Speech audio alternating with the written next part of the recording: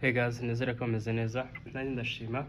Uyu munsi ntabwo matendera kubera umwanya, ariko ngiye gufungura amateka kabisa yabaye ejo, ariko ndafungura uno munsi.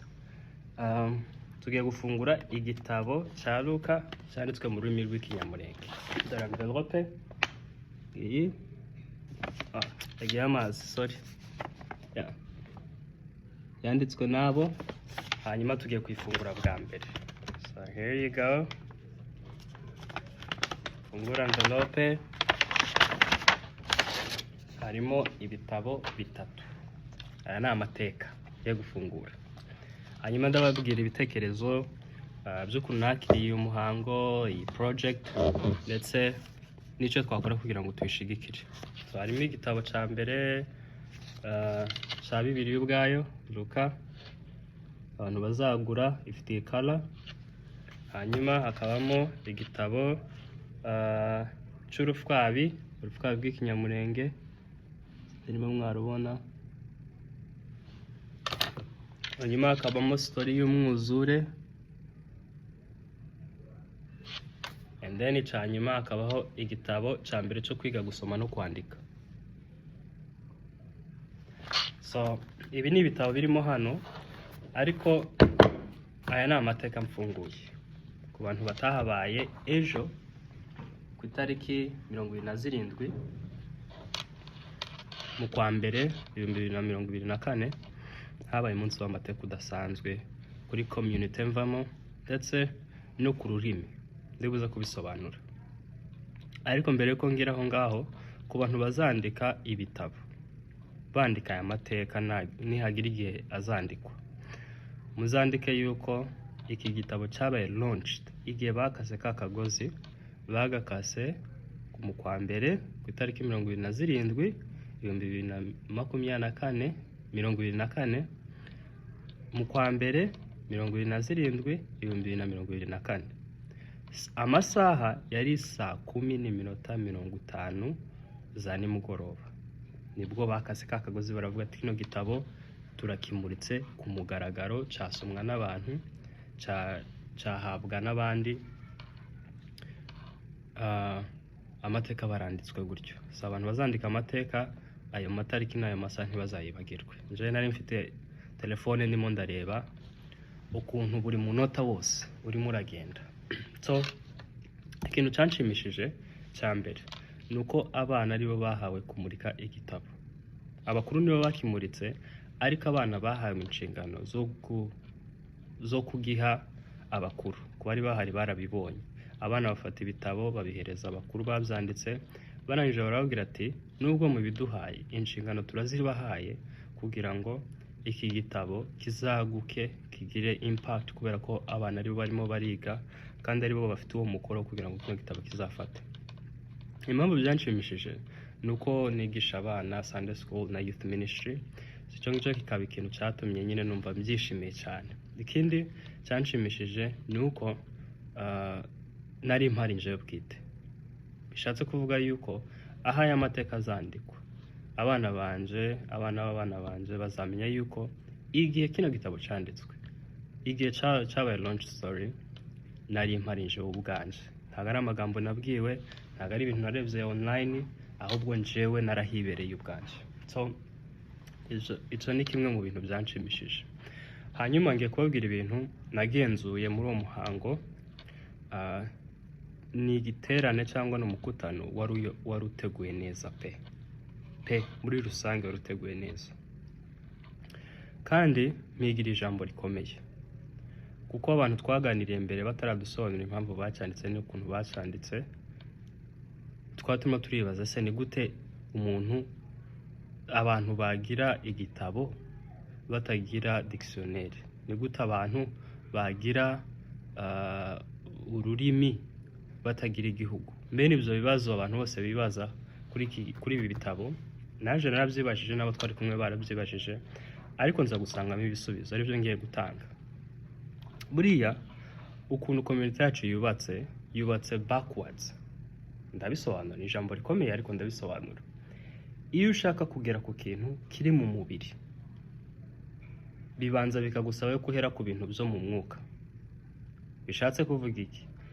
Iyo habaye ubukwe hari aho buhurira n'ijambo ry'Imana, ariko uburyo twebwe tuza tubutwaramo ntabwo tubutwara nk'ubukwe, ahubwo tubuyobora nk'aho bwabaye umuhango w'itorero w'idini, siko? Hakajamo ibisirimba, hakajamo kubwiriza, hakajamo ziriya activite nyinshi dukorera mu itorero tukazikorera mu bukwe. N'andi ma events yose tuza dukora akenshi usanga tuyashamikira mu by'idini, mu by'itorero, muri za service zose dukora mu itorero, kugira ngo bigende neza, kuko ni ikintu cyatugiye mu maraso, ni ikintu dukora. So rero iyo ushaka kugera ku kintu gikomeye muri community yacu, uba ushaka ngo ubanze uhere n'ibintu by'idini, usubira backwards. Nimba ushaka launching ikintu ukaja mu itorero ukagikoreramo, abantu bazakigoboka kuruta uko bababwira ngo ufite seminari, siko? Nimba ukeneye launching product runaka, ukeneye ngo utumire umuntu w'umuhanzi uri mu bintu by'Imana kugira ngo product yawe launching. So rero impamvu nabonye ko kino gikorwa ari ikintu kizubaka amateka yacu, ni uko icya mbere nta rurimi twigeze tugira, ariko ikintu cyonyine cyatuma tugira ururimi ni uko turwubakira ku bintu already twisanga mu bintu by'idini, ibintu by'amatorero, ibintu byo gusenga. Rero iyo banditse Bibiliya mu rurimi, abantu bose bisangamo, ahantu bisangamo biborohera adaptinga ya product abantu barimo baralaunching. Bishatse kuvuga iki? Kuba kino gitabo cyaranditswe cyangwa Bibiliya yose nimara kwandikwa, bizafasha abantu kwita baja kuri rwa rurimi. Reka nze nongere mbibasobanurire neza. Hari ibitabo byinshi byanditswe abantu batanazi. Hari ibitabo byanditswe by'imico, hari ibitabo byanditswe by'imirara, nje ndabifite narabisomye, ariko ntabwo bizigeze biba populaire nkuko iki ngiki cyaba popular, kubera ko cyanditswe muri activity community yisangamo. Akaba ariho nje ntekereza yuko uyu ari umusanzu ukomeye, ari amateka abana bacu natwe abantu baba kuri online tugomba kurivinga kugira ngo tubishigikire. So iki gitabo kirimo intambwe zibiri, harimo intambwe y'ururimi, hakaba n'intambwe yo kugira Bibiliya yo mu rurimi twumva. Abantu bari bahari barebye filime ya Yesu isone mu rurimi rw'ikinyamulenge, mwabonye ukuntu bari barimo baravuga neza muri filime. Narishimye bitabaho ukuntu umuntu yarimo aravuga amagambo bavuze mu Cyongereza akavuga mu rurimi rwacu. Noneho akaje ikibazo cya kabiri, ubwo maze gusobanura impamvu iki gikorwa, iyi project ari yo kwishimirwa, kubera yuko izazana ururimi, ariko kugira ngo ururimi rubeho hagomba kuba backwards, dusubira inyuma, tugahera ku byo twisangamo dusubira inyuma. Iyo ba launching a dictionary nkuko abantu babivuga ati se ni gute twakandika ururimi tudafite dictionary, ntabwo ari gufata nkuko navuze bya bitabo byose byanditswe, abantu ntabwo babisomye ngo bibe populaire, kandi bivuga imico, bivuga imirara, ibintu twisangamo already. Ariko iki ngiki ndizera ko kizahindura amateka. Question ya kabiri rero ariyo ngiye gusubiza. Abantu bakavuga ngo ese ni gute abantu bandika Bibiliya tutagira ururimi ubwarwo? Nabisobanuye hejuru yuko iyi ngiyi ari intambwe kugira ngo ururimi rubeho. Ikindi kigira kabiri ntekereza nuko umugabo wacanditse mu bantu bafashije gutranslating abazungu ni iyi company yitwa ngo Pioneer. Umwe muri bo witwa Tim yaravuze ngo gusobanura bitandukanye nuko abantu batekereza, kuko bari abagabo banditse bafashije gutranslating mu rurimi rwacu, bari bazi yuko ngo niba baje gutranslating bazaza bandika ijambo kurindi. Mbere na mbere hariho jambo, bashaka ijambo rya mbere na mbere riri mu rurimi rwacu, bashaka ijambo mu rurimi rwacu, ariko baza gusanga sibyo. Ubwo Tim wize linguistic yaradusobanuriye hariya muri live event ngo iyo ugiye gusobanura tusobanura ijambo kurindi, ahubwo gusobanura igitekerezo cyari nyuma y'amagambo banditse. Aduha urugero, aratubwira ngo ari ijambo muri Bibiliya ryanditse ngo, yavuze igice ntabwo nkibuka, aravuga ngo nubwo ngo ibyaha byacu byakera tukutuku, ngo Imana ngo bizabyiza bibe nka shelegi. Shelegi ariyo snow. Aratubaza ngo ese mu minembwe habaho iyo snow? Abantu baravuga ngo irahari, bavuga ice, baravuga ngo bavuze ijambo ngo ni urubura, ariko urubura si snow, urubura ni ice, siko? Snow nta jambo tugira ryayo. Aradusobanura tubwira ati iyo mudafite rero ijambo, mugerageza gushaka muri ya magambo mufite afite cya gitekerezo kingana n'ico bashakaga kuvuga. Timusobanura amagambo ku yandi.